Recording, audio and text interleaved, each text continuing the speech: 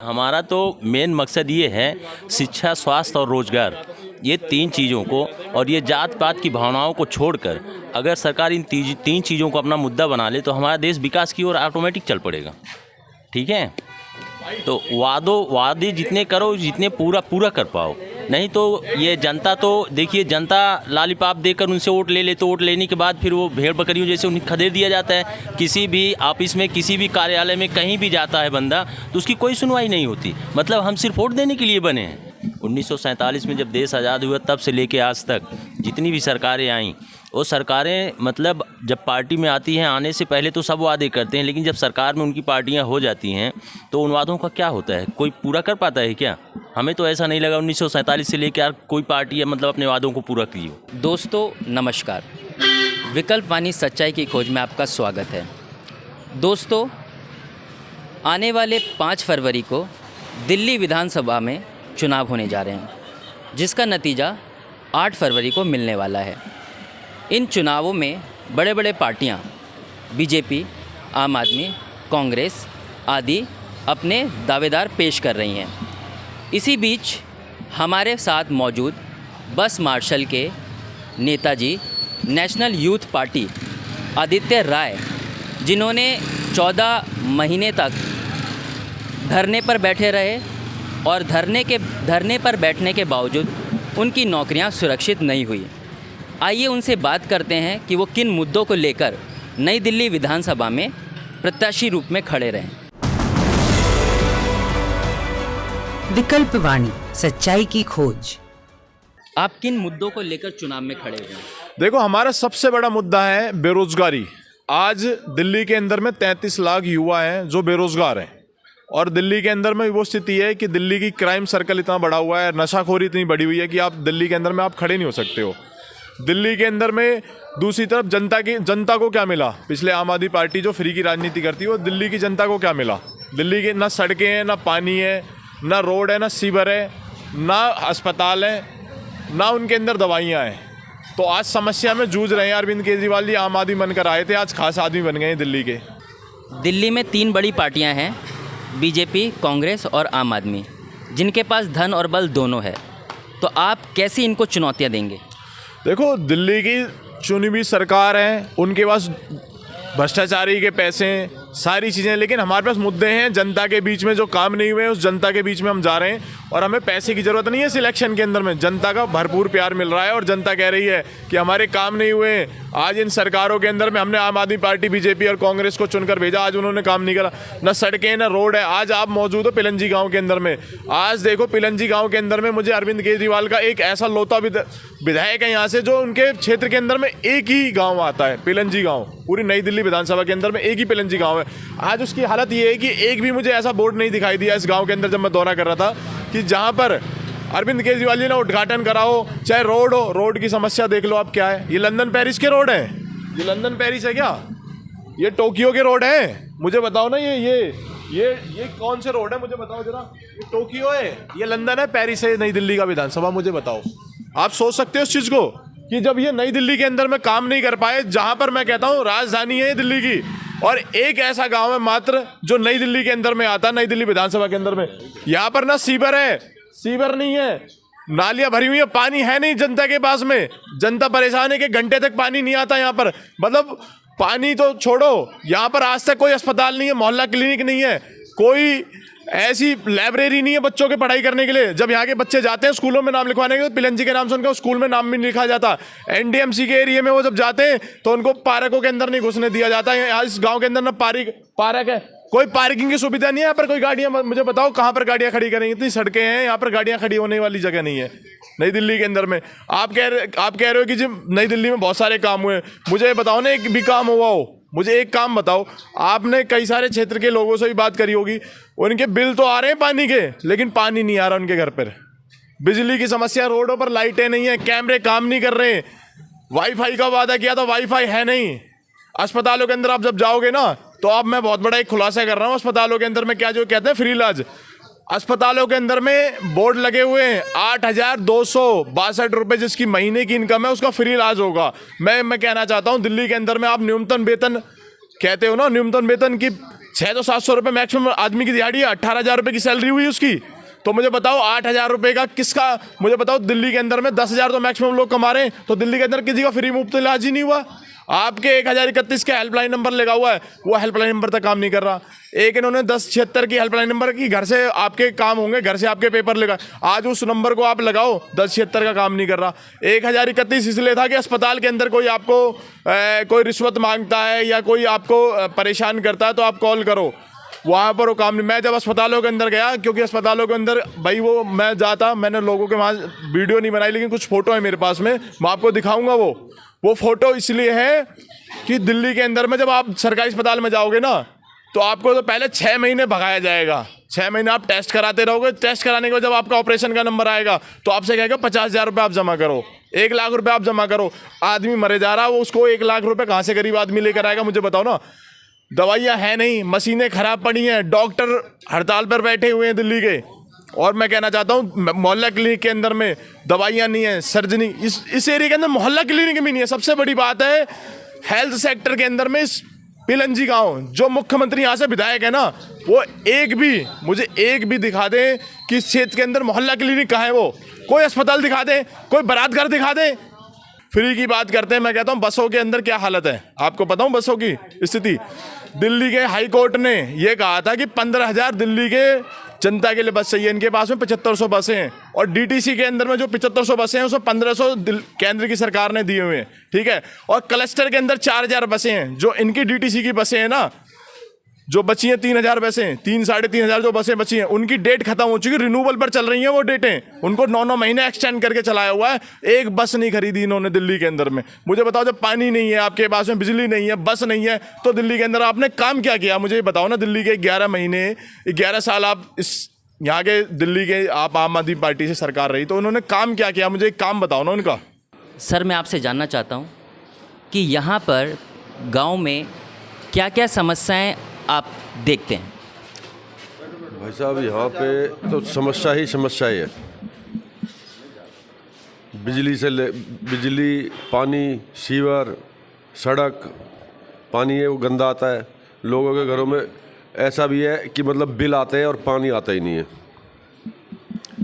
पानी के बिल तो आ रहे हैं लेकिन पानी नहीं आता।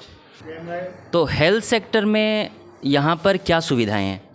मोहल्ला क्लिनिक एक भी नहीं खोली इधर, एक भी मोहल्ला क्लिनिक नहीं है इधर इस गांव में, खोली नहीं है। अगर जनता को कोई समस्या आती है हेल्थ से रिलेटेड तो वो क्या करते हैं, कहाँ जाते हैं? अपना प्राइवेट अपना, कोई सरकारी उससे कुछ नहीं है। और जगह जैसे मोहल्ला क्लिनिक दे रखी है, इस गांव में कुछ भी नहीं दी उन्होंने। आप कुछ कहना चाहते हैं और समस्याओं के बारे में? कैमरा है वो नहीं चलते हैं, अगर 100 कैमरे तो 10 कैमरे चलते, बाकी 90 कैमरे चल नहीं रहे। लाइटें वो बंद हो गई, पार्किंग की दिक्कत है, बरादर कोई नहीं यहाँ पे, ये सब दिक्कत ही दिक्कत है। बोलते तो मतलब ऐसी हाँ करवाते फिर ऐसे भेज देते वापस। तो आपने कहा कि यहाँ पर हर प्रकार की दिक्कतें हैं, तो इसके बावजूद यहाँ पे लोग कैसे सरवाइव करते हैं? बाहर जाते हैं, फार्म हाउस करते हैं। और एक ये पार्क है हमारे यहाँ पे शादी अगर कोई बाहर का दरवाजा कोई बुक कर लेता है तो हम लोगों को जाना पड़ता है बाहर, कहीं फार्म हाउस करेंगे या कोई बारात घर करेंगे तो मतलब बच्चों की शादी ब्याह शादी होगा, मतलब वो चलता है काम।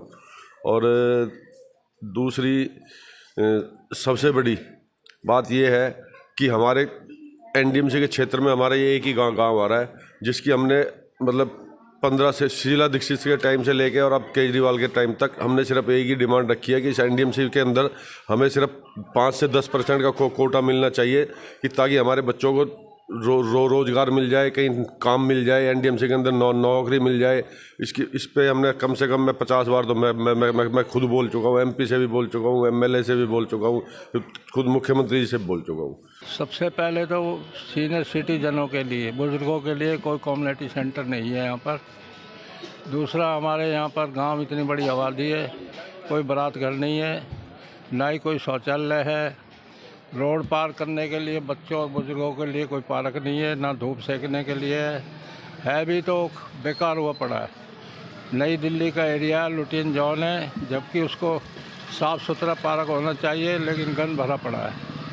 कोई प्रशासन या कोई अधिकारी, एनडीएमसी क्षेत्र में गांव आता है हमारा नई दिल्ली में, तो कोई साफ़ सफाई नहीं है। कोई ध्यान नहीं देता। गांव में भी गलियां टूटी पड़ी हैं, उनके लिए बोला टेंडर होगा जी, पैसे सैंक्शन हो गए हैं, बहकाते रहते हैं, करते नहीं है कोई भी काम। बिजली की भी समस्या कटती रहती है, बिजली नए मीटर नहीं देते, सबसे बड़ी बात ये है। जबकि गांव में पुराने मीटर मिले हुए हैं, नए मीटर नहीं देते, पता नहीं क्या आपत्ति है इनको, एनडीएमसी को। तो ऐसी हमारी कई समस्या है जी। बच्चों के एडमिशन नहीं होते स्कूलों में, पिलंजी गांव का नाम सुनते हैं भगा देते हैं, चाहे गांव का बच्चा हो या किराएदार का हो। तो ऐसा भेदभाव क्यों होता है?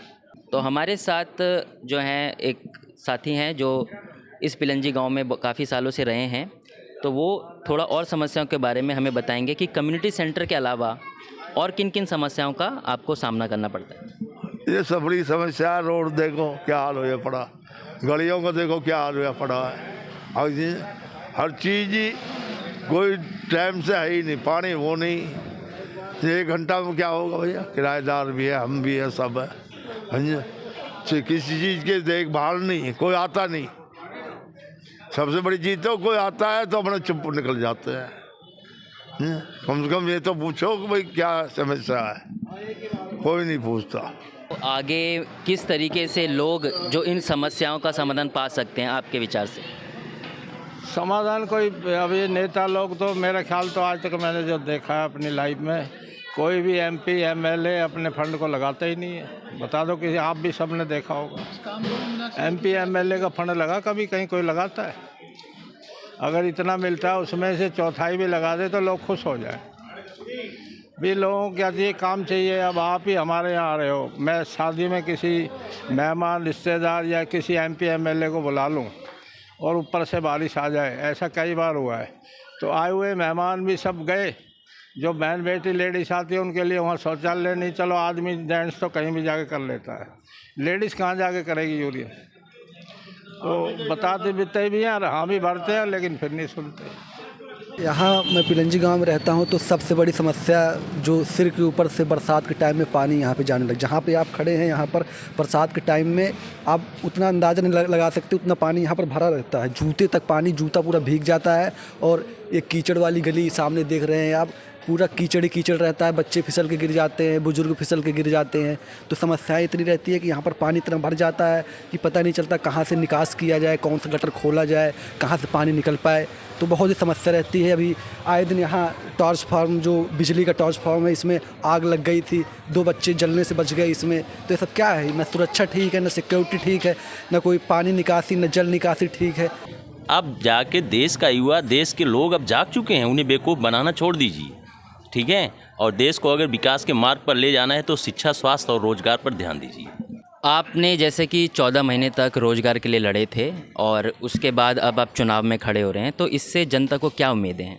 देखो, हमारा सबसे बड़ा मुद्दा है कि हर घर को रोज़गार मिले। पहले तो मैं कहना चाहता हूँ, इस भाई का भाई, इसका बेटा एनडीएमसी के अंदर लग जाए, कोई, मैं बता रहा हूँ, किसी का भाई है, इस नौजवान भाई है, इसको नौकरी मिल जाए कहीं, तो अपने भी बच्चों को पालेगा ना।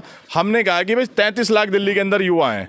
अब केंद्र की सरकार, मोदी जी कहती थी हर साल में 2 करोड़ लोगों को रोज़गार देंगे, हर युवा को 2 करोड़ रोज़गार देंगे हर एक साल में। दिल्ली के मुख्यमंत्री अरविंद केजरीवाल जी ने कहा था कि 2 लाख रोज़गार देंगे। मैं कह रहा हूँ, किसको रोज़गार मिला मुझे बताओ? कोई ऐसा आदमी हो आकर कह दे कि मेरे बेटे को सरकारी नौकरी लगी हो, प्राइवेट भी चलो लगाने की बात हो।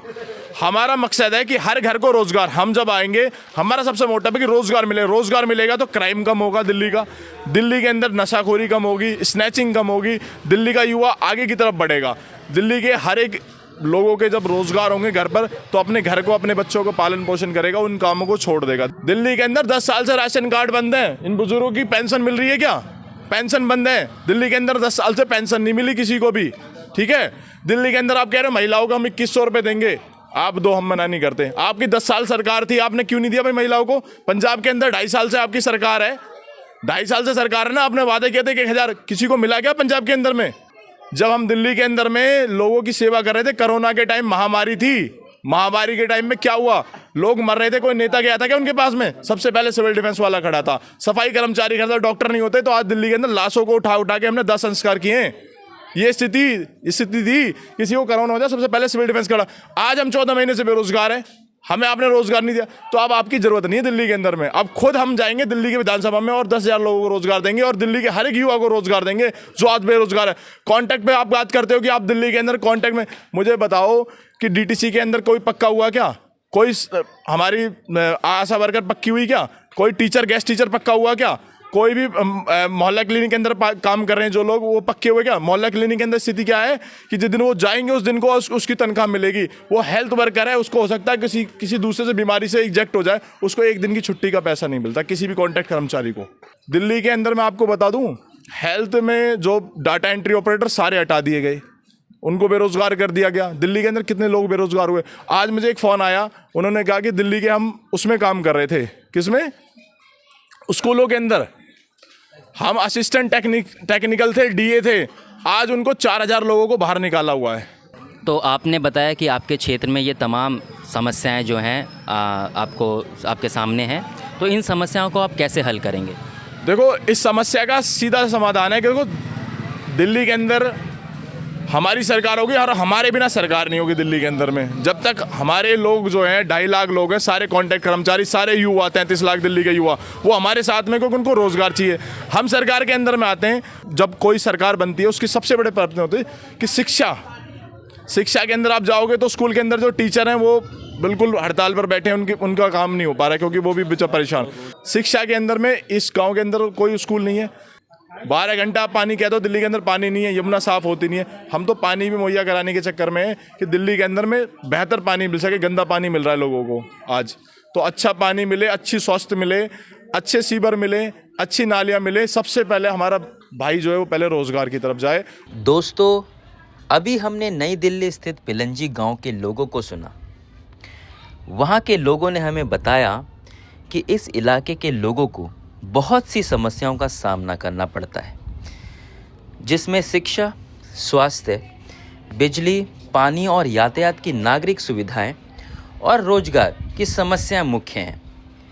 लोगों ने यह भी बताया कि चुनाव से एक पार्टी की जगह दूसरी पार्टी तो आ जाती है, परंतु 1947 से आज तक किसी भी पार्टी ने लोगों के एजेंडे को सामने नहीं रखा है।